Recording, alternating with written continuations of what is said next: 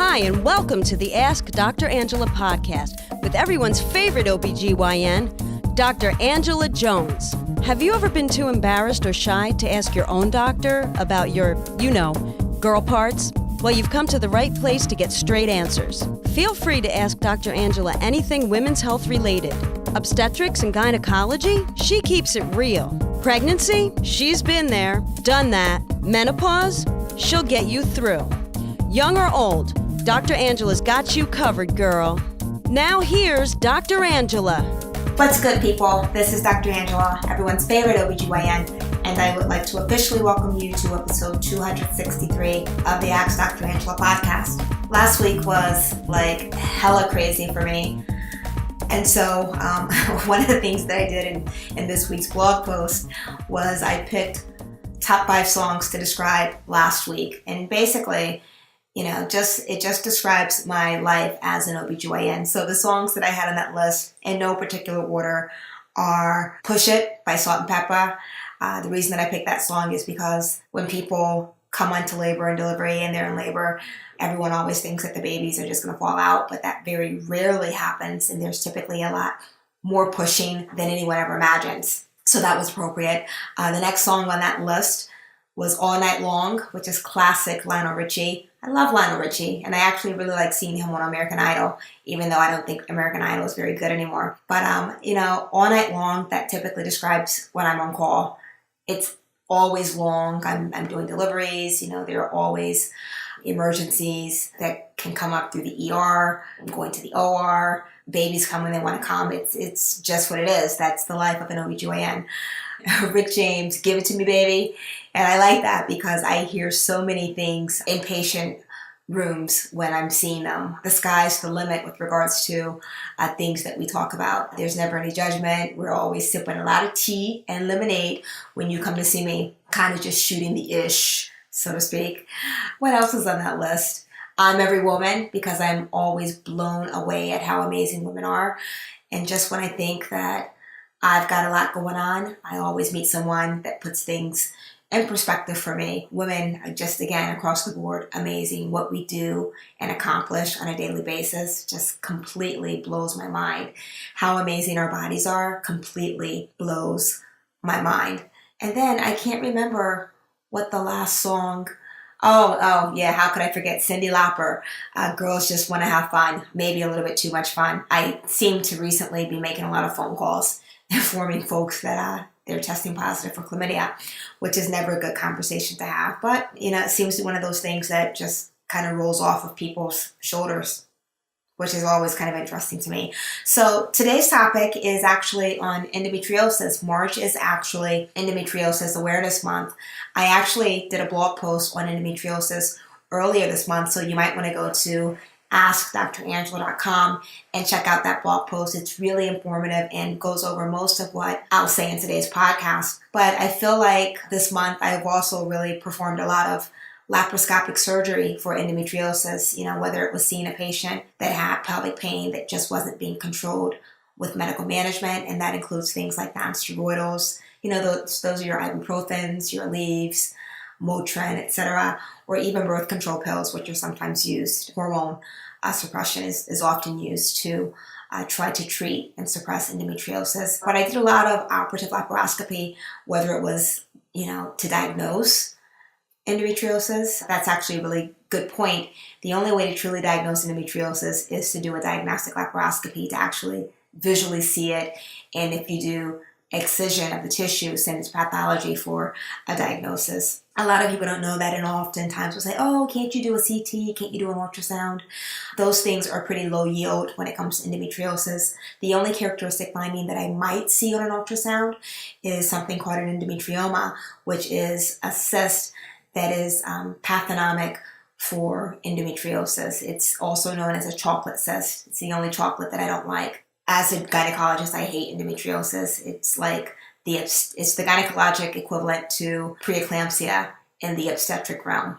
And you all know how I feel about that. So not liking it. Anyway, just what the heck is endometriosis, Dr. Angela? In a nutshell, endometriosis involves the lining of the uterus, which is typically shed as your menstrual cycle, every month. Sometimes that lining gets shot out through the fallopian tubes, and then it implants on various aspects of the pelvis or, the abdomen even. You can see endometriosis on the fallopian tubes, the uterosacral, the bladder, the bowel, the appendix, up by the liver. I mean, it can really just be a hot mess.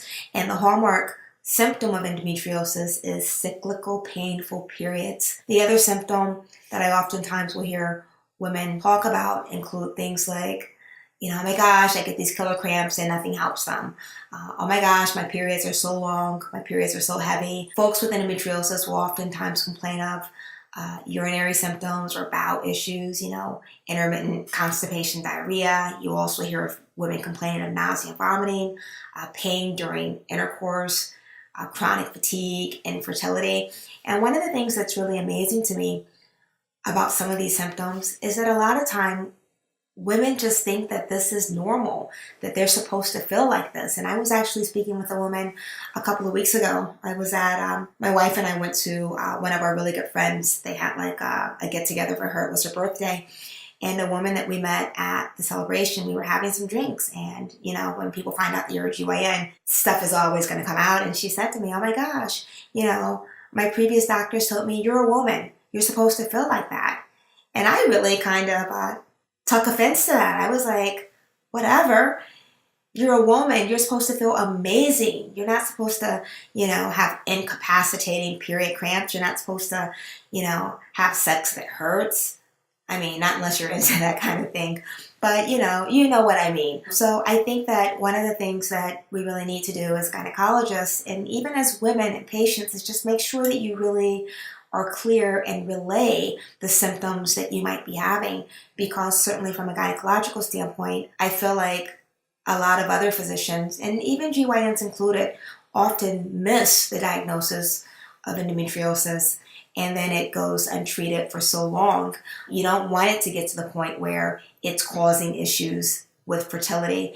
And certainly we don't want you walking around in tons of pain and just being miserable. There are some minimally invasive means of treating it. If I suspect that you have endometriosis, I don't know that I necessarily have to take you to the OR for that. I can just start treating you.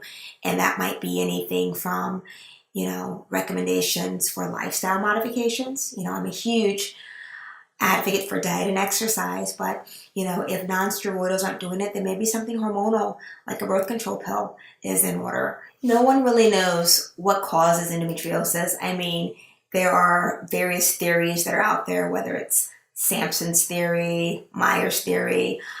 Certainly if you go to my webpage and read the blog post on endometriosis, I pretty much cover those in pretty good detail. Certainly there does appear to be a genetic component.